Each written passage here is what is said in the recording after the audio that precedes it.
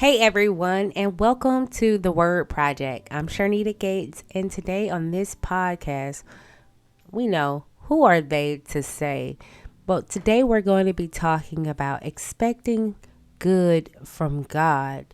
Now, when we think about the word good, like that's a double O. So, what does that O stand for you? Now, for me, I think that is the middle of the energy that we put out there. So, the word that we're focusing on today is going to be conviction. And the reason why I said it is the O that's in the middle of the energy, because when you think of an ion, I think of energy. So, within that energy, there's an O, which is in the middle of ion. So, when we think about the word conviction, conviction is a source of energy. And a lot of times when we think about conviction, we may think like, I don't want to be convicted. But sometimes when we're expecting something good, we should expect conviction. Conviction actually helps free some of the bad energy that we may have. So, when you're expecting good from God, today we're going to talk about how to go through some of the conviction that you may face.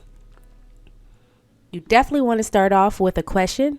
If I had and wrote and write a list out, it helps because it helps you to see, well, at the time where you previously had done something and did not go through the conviction visualization. So you want to make sure that you have a vision when you do something, or when you want something, when you desire, or you have a passion for anything.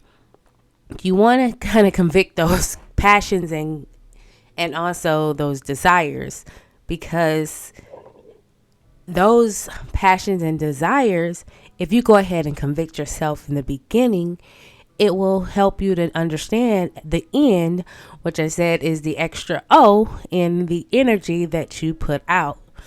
So now I just want to take a moment to kind of just reflect and just listen to the Holy Spirit.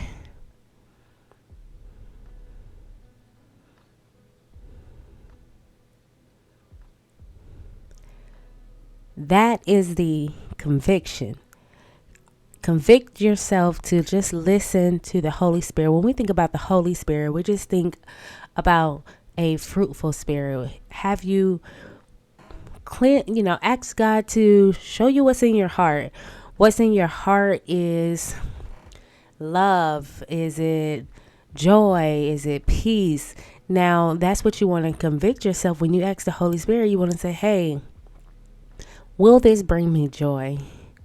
Will this help me to bring love to someone else? Is this going to make me be a little bit more gentle? So if I jump up for joy and someone is sad, will it help?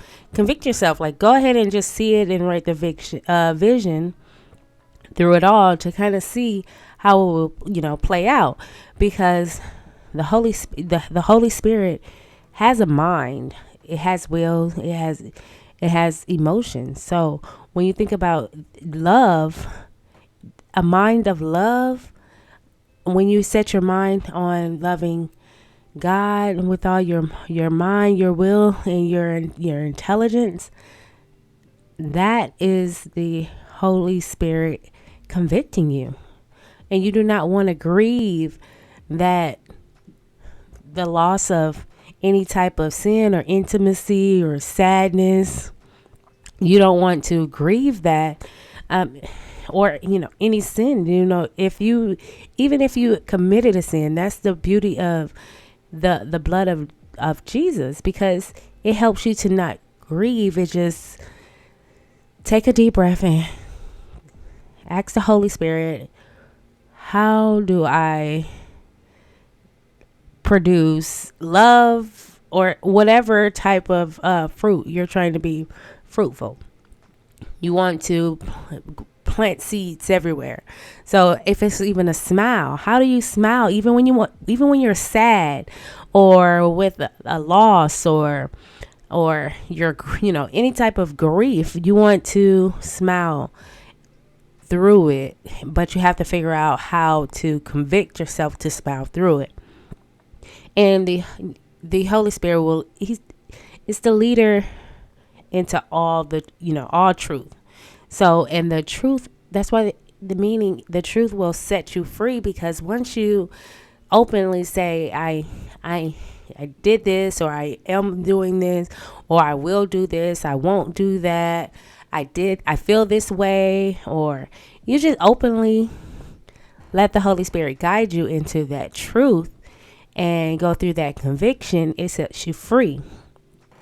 So you have to accept the person of Jesus, because it sets you free to say, okay, he died for my sins. So even if I do feel this way, it's okay, but let me get the conviction now before someone else convict me. And they may not even, want to convict you, but convict yourself so you can overcome and be free before you face anything else. You want to tap into and accept that Holy Spirit and the advocate. Let him advocate for you. Like, okay, I guess I committed this tragedy, and I was sad. I was upset. I did that, or just let him advocate for you, and let the Holy Spirit just let you become free in who you are. And that's why we say Paracletos, which is the comforter, because he's a comforter. Even when you're alone and you need a good word, or you're fearful, or you're a little bit timid, that's not the power. Back to the energy that we were talking about. That's not the power that he gave. He gave us that power in our mind. He did not give us a fearful mind. He told us we're fearfully and wonderfully made. He did not say, your will be done, but his will be done. And he did say, be fruitful and multiply. So that's saying, share a lot of love. There's a lot of love out there. There's a lot of kindness out there. There's a lot of gentleness out there. So there's a lot that brings comfort under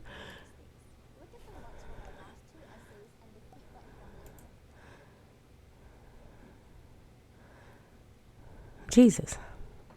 So it's time to really just get when I say your weight up, it means to not, when we eat for comfort, we do this for comfort. Anything that you do for comfort, replace it with a different type of weight, because if it weighs on your heart to love harder, if it weighs on you to be more joyful, even if it's something different, he will comfort you and open and release the power of that, and accept the Holy Spirit. So that's when you're expecting good from God, you have to expect to accept the Holy Spirit, because you could tell when you have the Holy Spirit, because you become a little bit more gentle.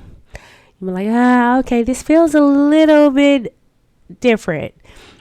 Usually I do this, or usually I do that. Now it's just more of, look, the Holy Spirit convict me. That thought was not my, that was not God's thought, so bring it into captivity, and, and to the obedience of Christ, and say, hey, this is not right. It's okay to say it's not right, because you want to convict yourself and say, hey, look, that's not what I was trying to say. Like, that's not what I was meaning.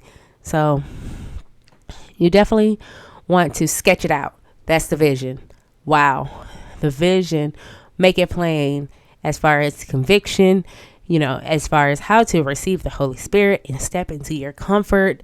And that comfort is the Paracletos, Kletos, which is the part of, the advocate of the Holy Spirit is the comforter. So you want to wrap yourself up under that comforter and say, Holy Spirit, you are welcome here.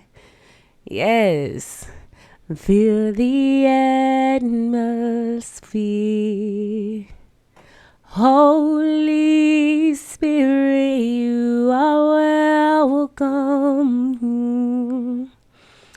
Ooh, y'all gonna get me to start singing. But so just listen to the Holy Spirit, let him fill you, and just feel the love, feel the gentleness, and I pray that it brings a smile, a piece of calmness, also give your worries over to him. Because it's one thing to be hiding under the comforter with a lot of worry, and the Holy Spirit trying to come in, and you have. So that's if you hear someone say leave your baggage at the door, that is what that means. Leave that baggage at the door and receive the Holy Spirit and let the Paracletos comfort you. So yeah, sketch it out. Just take some time and meditate on his word and convict yourself. It's like, I've been convicted. What you been convicted of? Well, I lost my temper the other day, and I was trying to reel it on in, and I didn't want to go, this way or that way, but the old me took control, and I was fighting, and I was fighting, and I was now, I'm just learning to just say, Holy Spirit, you are welcome here. And just pray that you fill the atmosphere with love, joy, and, we receive that peace. So you won't just, snap or, lose control of your mind, your will, or your emotions. So remember, today's word is conviction when you're expecting good from God. Thank you guys for listening. I'm Sharnita Gates with the Word Project. Who are they to say?